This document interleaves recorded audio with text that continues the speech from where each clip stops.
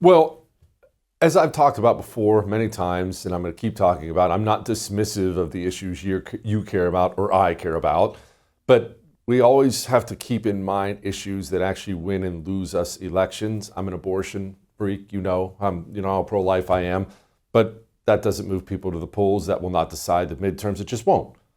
You know what will? Inflation and immigration. Donald Trump's in the White House. We have the House and Senate because of inflation and immigration, specifically the American people's anger over those two things. So let's always keep that in mind. In fact, let's talk to Chip about that right now. Joining me now, Congressman from the state of Texas, going to be Attorney General in the state of Texas if all goes well, Congressman Chip Roy. Chip, what is the Pause Act?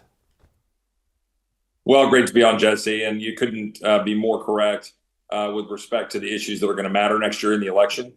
Inflation and affordability is obviously a huge one, but so is immigration and continuing to do what we said we would do.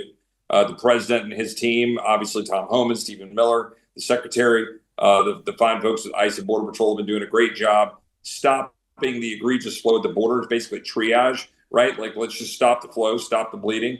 And now they're doing a lot of the removals. ICE is engaged. Are we removing people as fast as you and I would prefer? No, but are we still removing tens of thousands of people? Yes, that's a good thing. Self-deportations are occurring. We're going to have to keep, following that, studying that, and having oversight to make sure we know how many people are going. But then there's this issue of legal immigration. So you ask about the Pause Act. I'm introducing legislation this week that would pause all legal immigration with the exception of short-term tourist visas, to basically say we need to review our entire system from top to bottom. We should make sure that we are fixing the abuses of H-1B visas, which have been extraordinary. We should end diversity and chain migration, the diversity visas and chain migration, which allow for this, cousins and brothers and sisters and extended family members that then piggyback on someone who comes into the United States. We should fix the magnets to the interior of illegal immigration, including Plyler v. Doe, which was a bad decision in the 1980s, saying that we must fund illegal aliens in our schools. It was a Texas case. We should end the broken birthright citizenship rule and instead make it to where it's very clear that if you're born to an American citizen, you're a citizen, but not just because you're on American soil, because it's a magnet for people to come here illegally. And importantly, and last but not least, we need to continue to explore what I put forward in a separate piece of legislation, vetting people for adherence to Sharia law. We should make sure that the people who are coming here are not adherent to Sharia law. We should remove those who are. And if we do those things and others, frankly, then we can unpause immigration once we fixed it to work right. But we have 51 million people in our country who are foreign born, 16 to 17% of the population. It's higher than it's ever been. We don't have an education system teaching people that America is great. So let's pause. Let's restructure our system. Let's take a deep breath and let's get American workers back into the workforce. Let's support an America First workforce rather than a corporate-driven one. Chip, there's so much of that I want to take apart with you. Let's focus on the first part of it, the abuses of the H-1B visa, because so many normies out there who just don't understand, maybe they're not political nerds like you and I are, when they hear about H-1B visas, they think, well, these are just some highly trained engineer from Mumbai. Surely we have to have that guy or the United States of America will collapse. We simply won't be able to program Microsoft Word again this year. Is that what all these things are? What abuses are you talking about? Yeah, first of all, we should also make sure that we've got high-skilled workers that are being created here at home. Okay, so let's start there. And one way to do that is to stop the flow of the corporations bringing people in H-1Bs and improving our education system and increasing the demand so that Americans will do it. But secondly, it's not being used that way. That's a falsehood. H-1Bs are often used for entry-level positions. They are shockingly for large numbers of people that are positions that you would think would be the basic positions you could hire any number of Americans for, and they're not. And so that's being abused, and it's being abused heavily by corporations who simply want to be able to bring people in, and they get tax advantage for doing it, and they're undermining the American people from being able to get the employment they deserve. So we need to reform that system. And there are ways to do that. And we've got legislation we're going to be introducing separately to do that. But the Pause Act says pause, fix H-1Bs, fix the other issues I went through a minute ago, and then we can take a breath and decide if we want to reopen legal immigration in a month or 2 or 6 or in 5 years. I mean, let's pause. Let's truly pause and take stock of the current state of our country. What about birthright citizenship, Chip? Yeah. This is something I've heard Trump mention before. I know you've talked about it before. It's just so nakedly absurd that you can sneak across the border and crap out a kid right in the state of Texas, and that kid will be an American citizen, and his 85 kids will be an American citizen forever. It's so ridiculous beyond belief, and a gross misinterpretation of an amendment that was made for freed slaves. Are we stuck under this ridiculous ruling forever?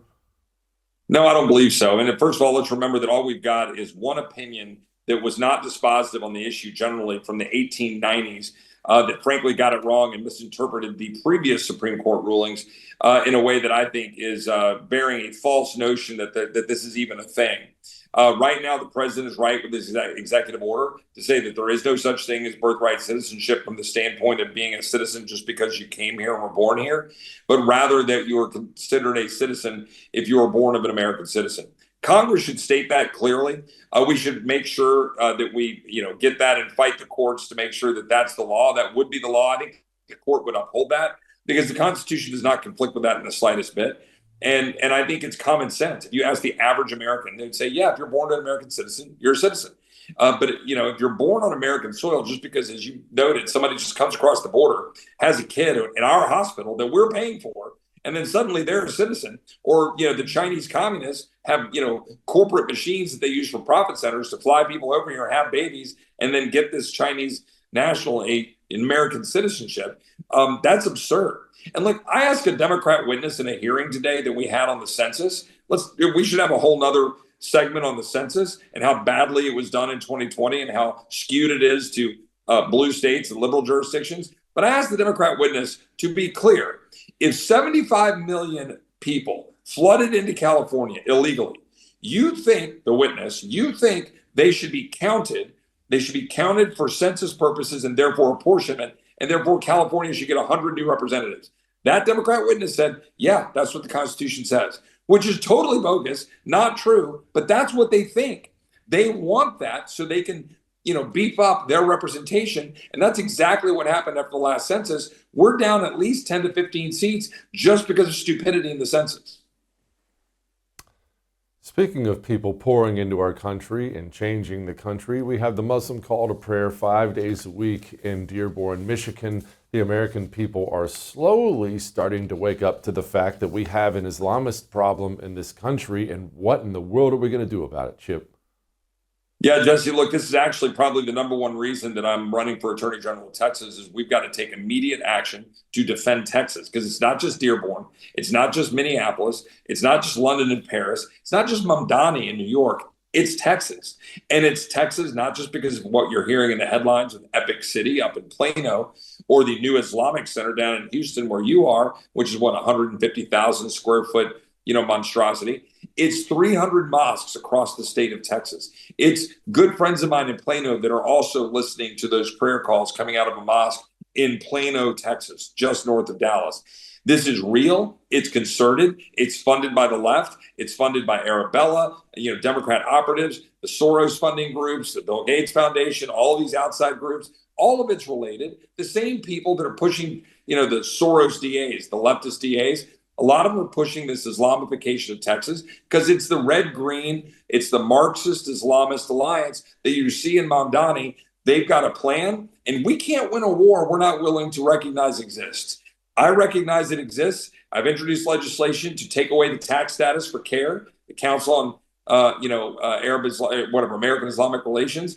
I've introduced legislation to vet people for Sharia law. I've introduced the bill, or I'm going to introduce this week, to pause immigration while we make sure we do, in fact, vet it. And we've got to then go after the money, follow the money, knock the knees out from under it, and stop hiding behind the First Amendment. This is a political movement. They want to take over our country. They want to undermine Western civilization. And I'm not going to apologize for it. I'm a proud Christian. I love this country. And we got to stand up and defend it and stop hiding behind the First Amendment to allow the takeover of our country. Finally, before I let you go, Chip, we started out talking about it. Affordability. I know that we have a bunch of loser weenies in the Senate, and a very slim majority in the House. We do have midterms coming up a year from now. And if burger's still $6 a pound, we're going to get our clocks clean. Is there anything we can do about affordability realistically that we're not doing now? What should we be doing? Yeah, first of all, we've got to allow some of the policies that we implemented in the big, beautiful bill, cutting taxes, getting the economy going, get everything revving. We're going to have to unwind, and some of that takes time. So part of it is just being really confident in going out and campaigning that we're doing the hard work and the president's doing a good job. But we also need to pass more legislation. We either need to blow up the filibuster and pass it in the Senate, or we need to use reconciliation again. But we can't just sit on the sidelines. We've got to pass real legislation. The president is right. We got to deal with housing affordability. Stop letting private equity and financial shops and foreigners buy up our housing stock. That would be a really good, effective way to immediately increase housing supply. Number two, let's make sure that we're going after the affordability with respect to healthcare.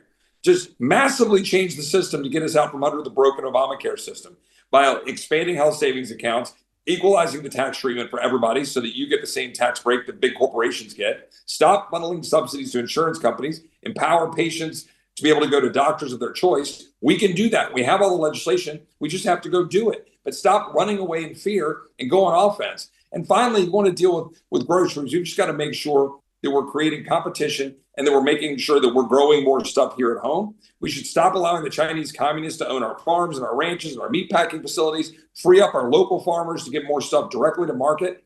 And then once you do all that and get the economy going, we'll be in good shape. But we've got to address affordability because right now, healthcare is consuming about a third of our government resources and huge chunks of the average American family's budget. So we got to make those changes, and we can, and we should. But it takes boldness among people here in Congress to do it.